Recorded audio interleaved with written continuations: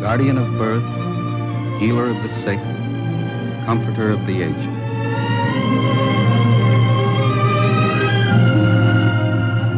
To the profession of medicine, to the men and women who labor in its cause, this story is dedicated.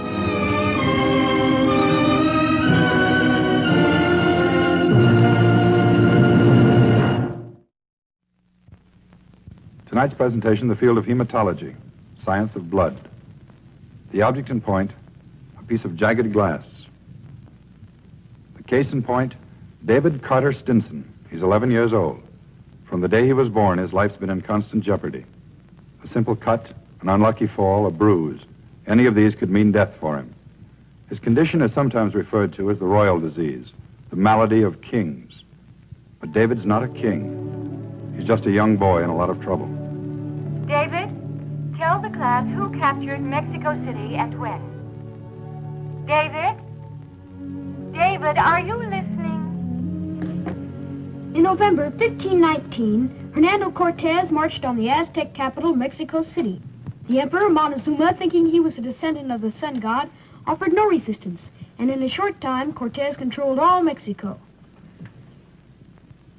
Say, Miss Walker, did they ever find those little men that landed near Cuernavaca? Little men?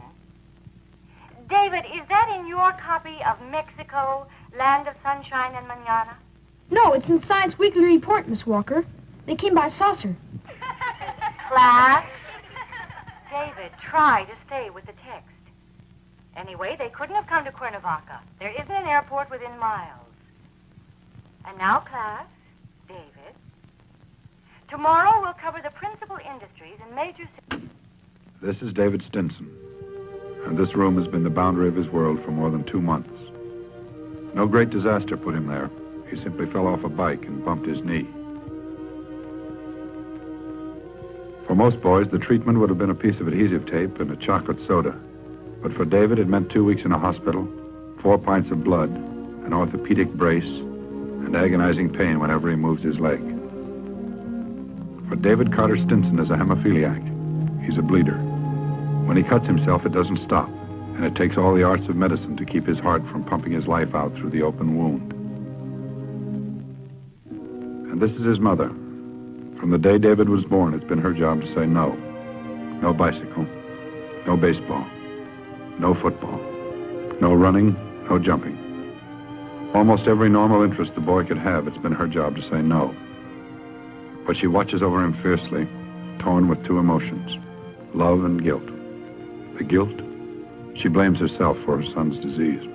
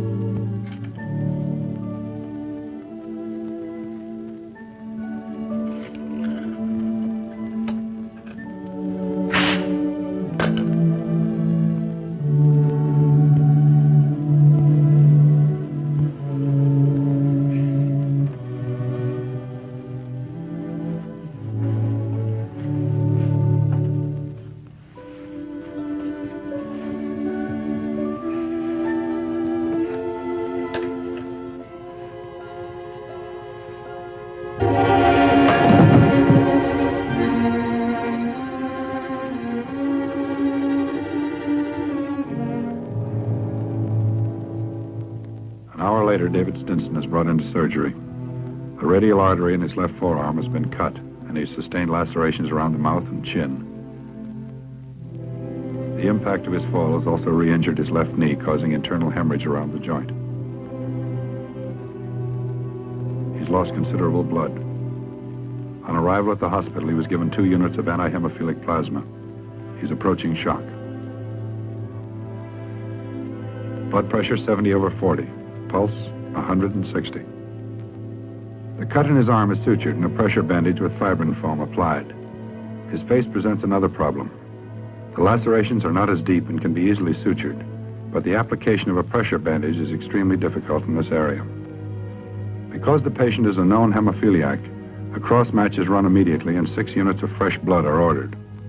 The blood must be fresh, for the vital protein antihemophilic factor, which is lacking in the patient's blood, the same protein which causes normal blood to coagulate, loses its effectiveness 24 hours after it's taken from the donor. In order to ensure a sufficient supply of fresh blood on hand, a call is sent out to all available sources in the area requesting blood of the patient's type. Meantime, outside in the hospital corridor, David's family waits, hopes, and prays. His father, mother, his sister. Her name's Flora. She's 21 years old. She's engaged to be married. Like her parents, this is hardly a new experience for her. She's been through it time and again. And with each new episode, a growing fear takes hold in her mind. A fear not only for her brother, but for herself. 3 hours later, the patient is on his 3rd unit of blood and is still bleeding. For the moment, the transfusions have removed the danger of shock.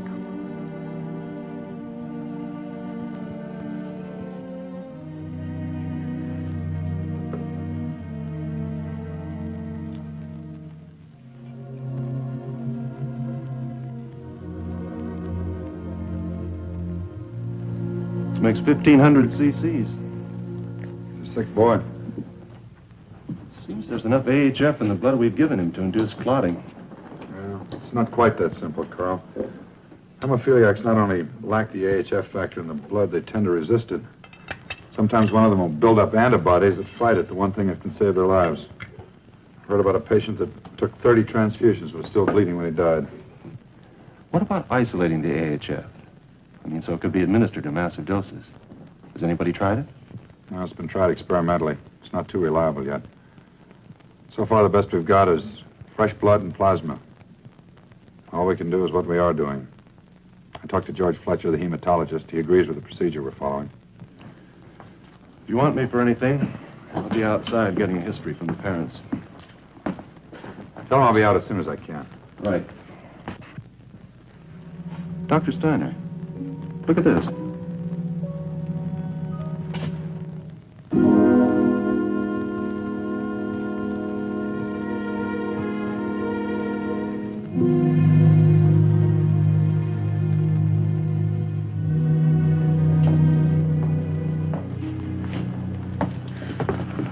Doctor, is there any change?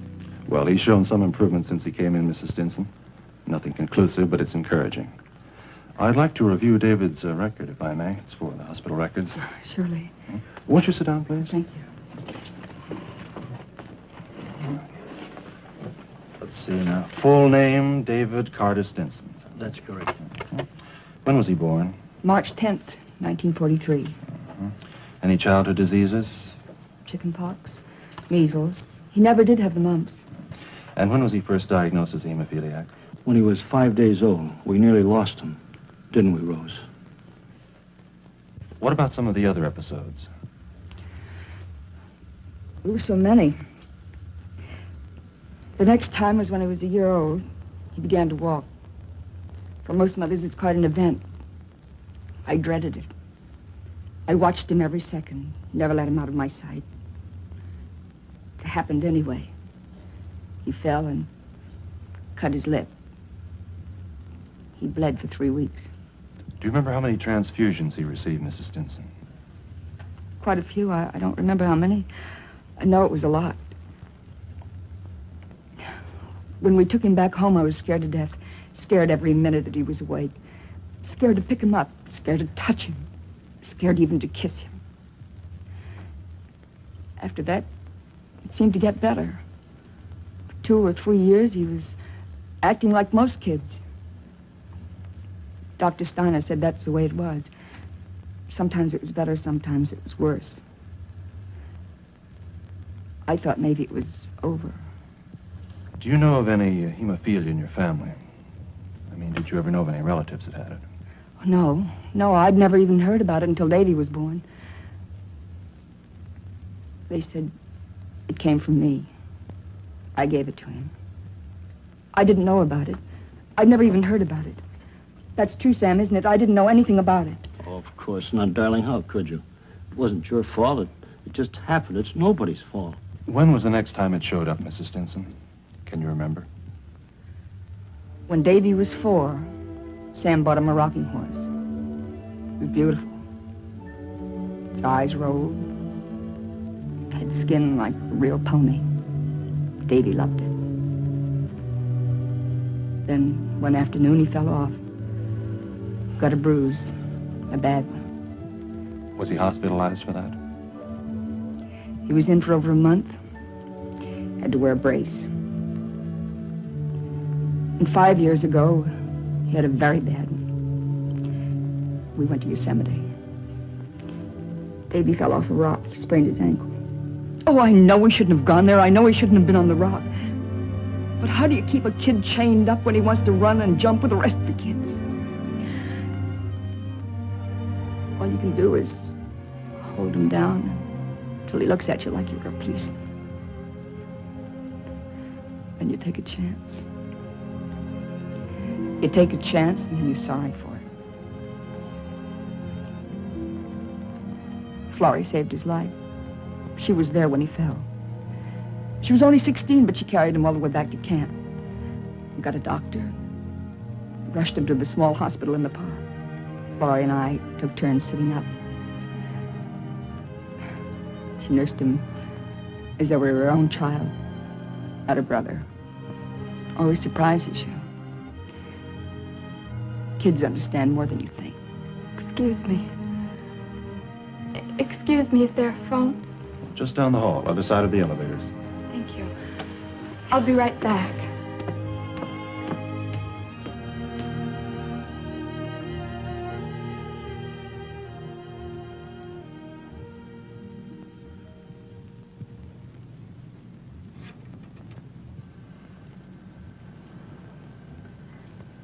Jimmy, this is Florrie. I'm still at the hospital. I've got to see you, Jim. I've got to see you right away.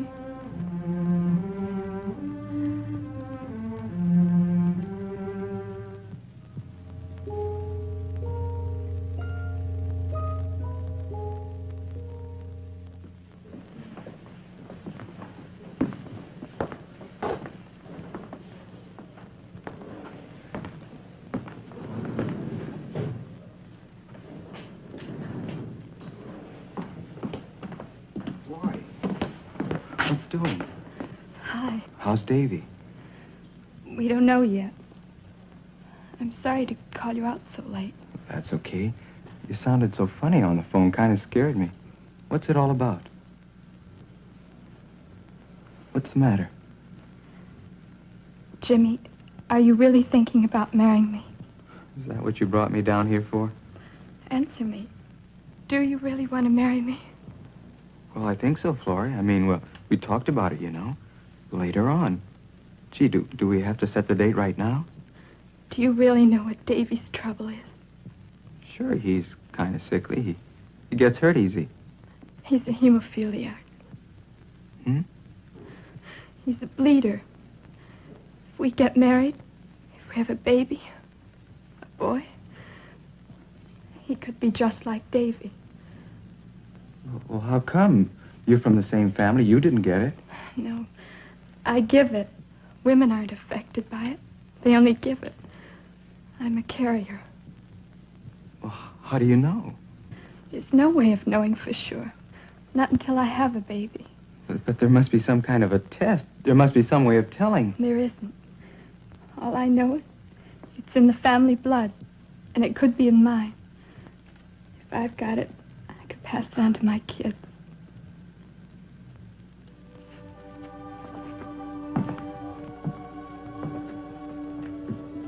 Florrie. You're probably worrying about nothing. You're probably perfectly all right. And if I'm not, would that be all right with you? Spend your life in hospital hallways.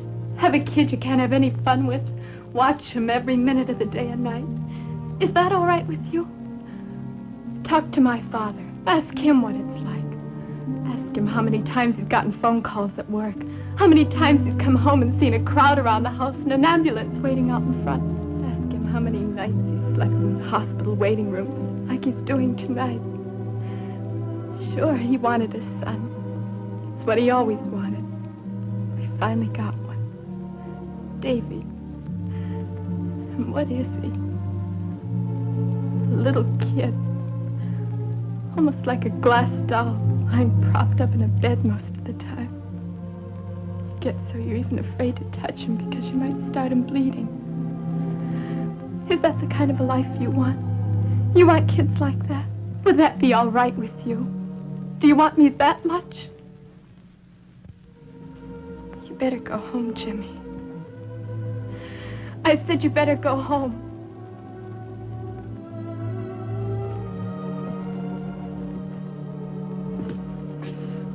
You're all wrong.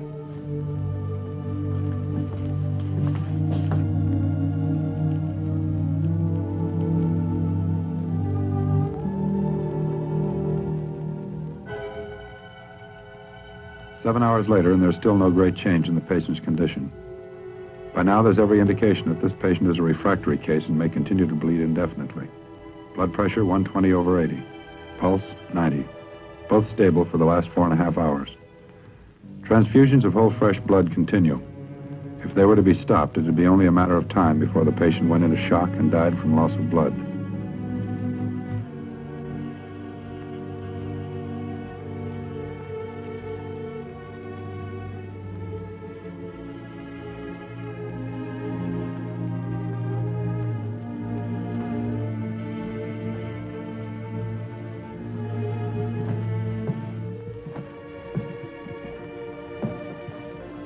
The pressure bandage is changed at regular intervals.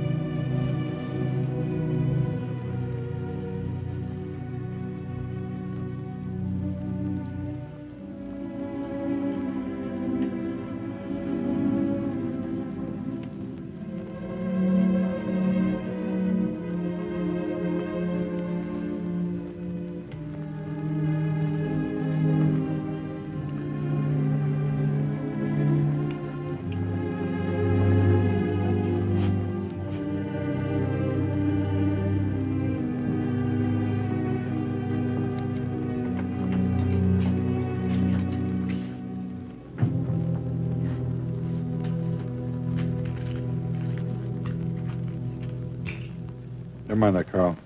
We won't need it now. What is it? He stopped bleeding.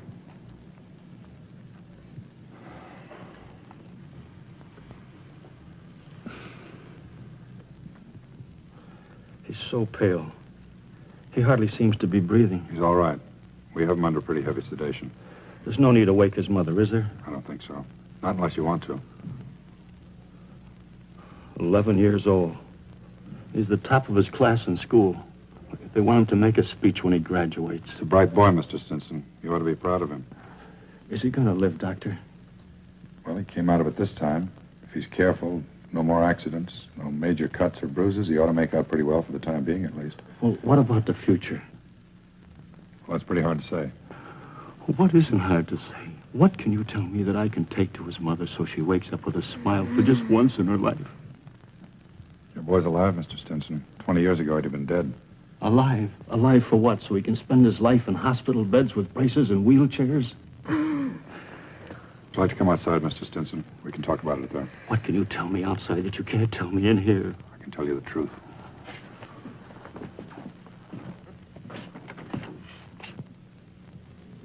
There's a man in Michigan and another one back in Massachusetts.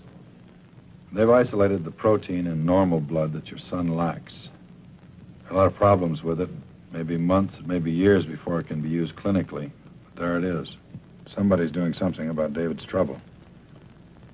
Maybe tomorrow they'll find the answer. Maybe the day after. But they're going to go on looking for it. That's all I can tell you, Mr. Stinson. You've got a sick boy, but you're not alone with him. There are people working. They're only humans. They've got to do a lot of work before they finally hit on the right answer. But when they do, they come up with insulin, sulfa, penicillin, the mycin drugs. Tomorrow, maybe a year from tomorrow, the man in Michigan, or maybe the man back in Massachusetts, maybe they'll finally hit on the right answer. Kids like Davy can jump on their bikes and not worry about bumps, bruises. How about Davy? Does he have 5 years, Doctor? Maybe 5, maybe 50. You know, the graduation's in 2 weeks. He's supposed to make the speech. It's a big thing for him. Can he go?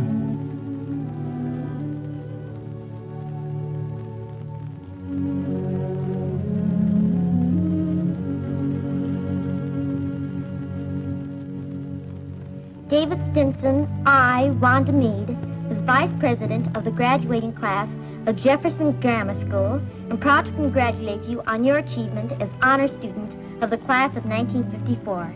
I now present our class president, Michael Elliott.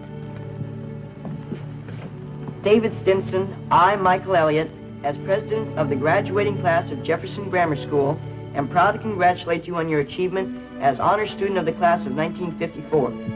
Even though you were in attendance only 72 days during the school year, your record was outstanding and you were chosen valedictorian by the students and teachers of the class.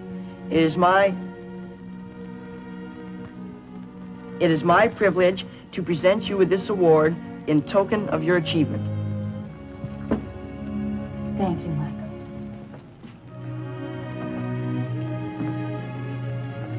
And now I'd like to present our valedictorian, David Stinson.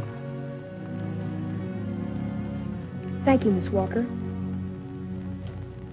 Miss Walker, fellow students, first, let me thank you for your gifts and for having elected me valedictorian.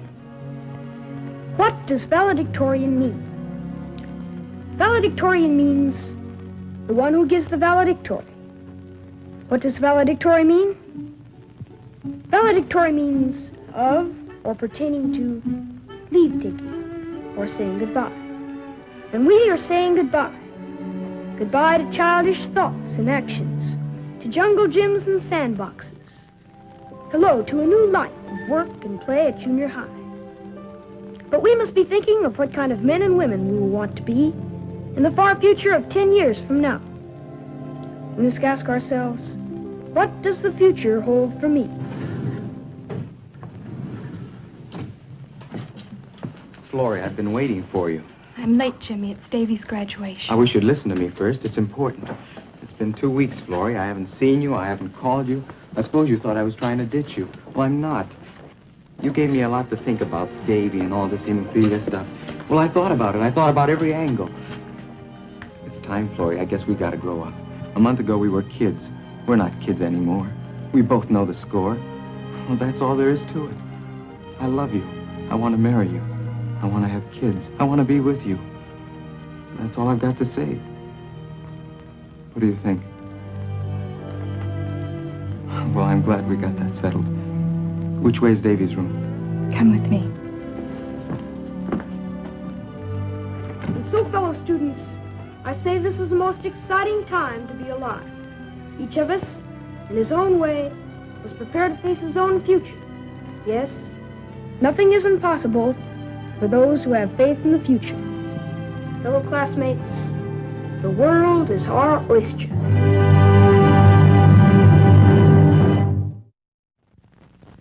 At the present time, research teams at hematological centers all over the country are at work attempting to find the cause and cure for hemophilia, the hereditary disease which lies passive in the female genes of a family for generations and then strikes the innocent with tragic force. Through the steps made by modern medicine to date, by transfusion of whole fresh blood and anti-hemophilic plasma, the lifespan of a hemophiliac has been increased from a few short years to an almost normal and useful period.